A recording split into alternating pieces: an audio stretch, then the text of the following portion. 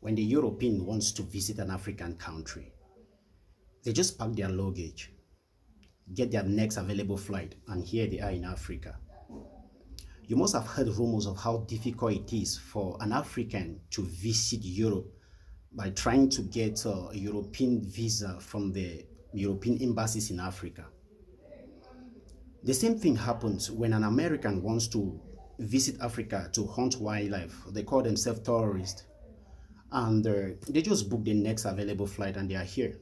The worst thing is that they come and call themselves poachers and call the same Africans who own the wildlife in Africa hunters who are destroying the ecosystem by killing the animals in their land. Very few Africans understand that the Chinese who leave China and come to Africa own diplomatic immunity, which means that if they commit a crime in Africa, they must be sent back to China for trial should they be found guilty. But something just happened that is shocking the world. Africa, Russia, visa-free?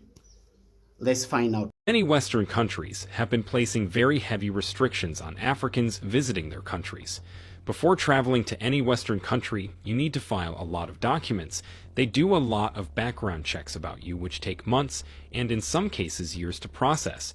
And at the end of the day, even if everything checks out, they still deny you a visa. Whereas someone from the West doesn't even require a visa to come to Africa. They just board a plane anytime they feel as to visit Africa and just enjoy their time and go back to their home countries. I think many Africans can relate to this.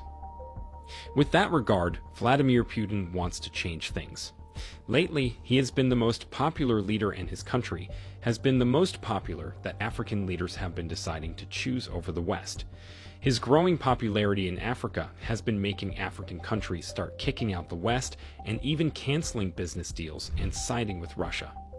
This can be seen especially in the case of Burkina Faso and Niger, where Russia has signed so many deals, including military deals.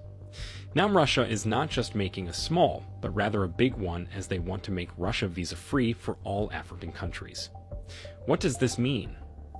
This means that as an African, you can just book a plane ticket and fly to Russia without anyone asking you any questions. This move by Russia will help in bilateral relations between Africa and Russia. Africans will easily move and do business with Russia. They will find investment opportunities and even decide to live in Russia, unlike the West, which makes this so hard. Okay, after getting this kind of news, a lot of Africans will be kind of very happy because we like traveling. But I think the most important question to ask now is, why is it that in living in Cameroon, it's so difficult for me to travel to Angola or to Ghana more than it is even to travel to Europe? Okay, why is it difficult to travel even within Africa more than it would be now to travel to Russia, that you just have to book a flight and go when the paperwork is finalized? Yes, these questions are supposed to be asked, especially to the African Union, which is supposed to practically make the African Continental Free Trade Area work. Can you now understand why we keep saying that these colonial boundaries are the greatest hindrance to economic development in Africa? But what Africans must not keep an eye down about is the fact that we should be conscious that at some level it could be a way of Russian dominance in Africa. Yes, it could be a way of Russian dominance in Africa because it could be an insidious path to colonialism.